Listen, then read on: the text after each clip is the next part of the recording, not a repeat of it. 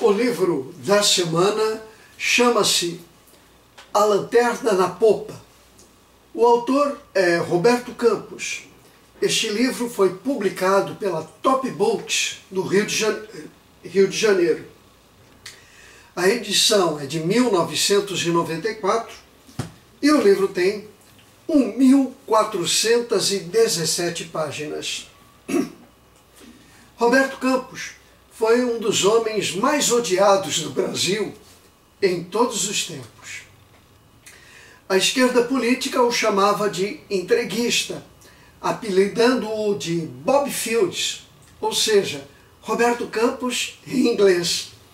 A ditadura militar, após colocá-lo nos primeiros anos à frente do Ministério do Planejamento, repeliu-o ao perceber que Roberto Campos não admitia posturas econômicas populistas. De Darcy Ribeiro a Carlos Lacerda, todos os grandes polemistas brasileiros disputavam a honra de estraçalhá-lo nos debates. Os grandes humoristas, de Milor Fernandes a Enfio, faziam questão de ridicularizá-lo. Mas, após a morte de Roberto Campos, o economista Ernesto Lozardo, ex-militante estudantil durante a ditadura militar, publicou o livro Ok, Roberto, Você Venceu, com depoimentos de Fernando Henrique Cardoso, Henrique Kissinger, Delfim Neto, João Carlos Martins e Hernani Galveias, reverenciando o tino e os acertos das ações de Roberto Campos no decorrer dos seus mais de 50 anos de vida pública. Quem era esta unanimidade nacional do avesso? Este inimigo público número 1. Roberto Campos foi um ex-seminarista, nascido em Cuiabá, de família humilde e que acabou doutor pela Universidade de Colômbia. Pois bem, foi esse diplomata e economista quem escreveu o livro de memórias primorosamente intitulado A Lanterna na Popa, termo retirado de uma frase de uma poesia de Samuel Taylor Coleridge.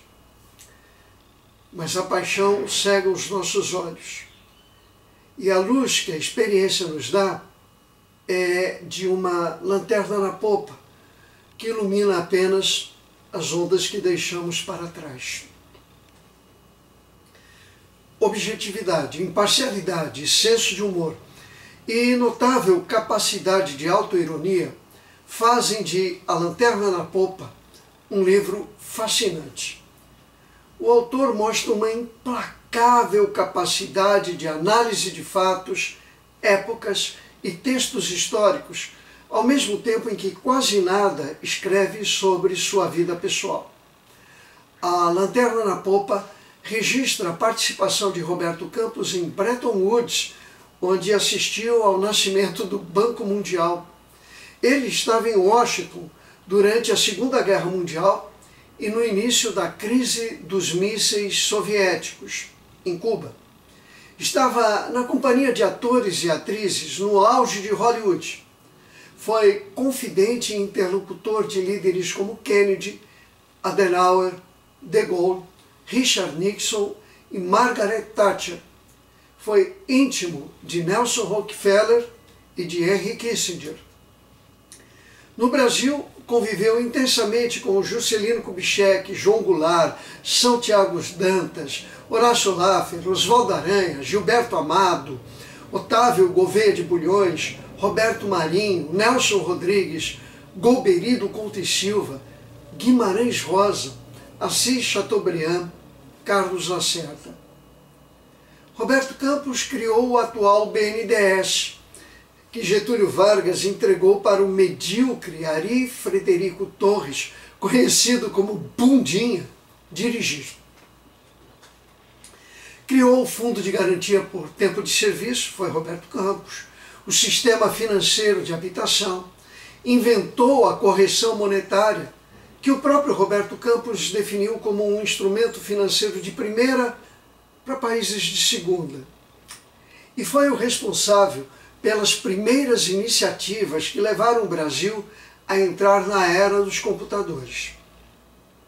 Como ministro do Planejamento do governo Castelo Branco, colocou ordem na economia nacional, desestabilizada pelo populismo e pelas disputas políticas do início da década de 1960. Pessoalmente, discordo de uns 95% das teses de Roberto Campos, mas concordo com a definição que lhe foi dada pelo ex-trotskista Paulo Francis.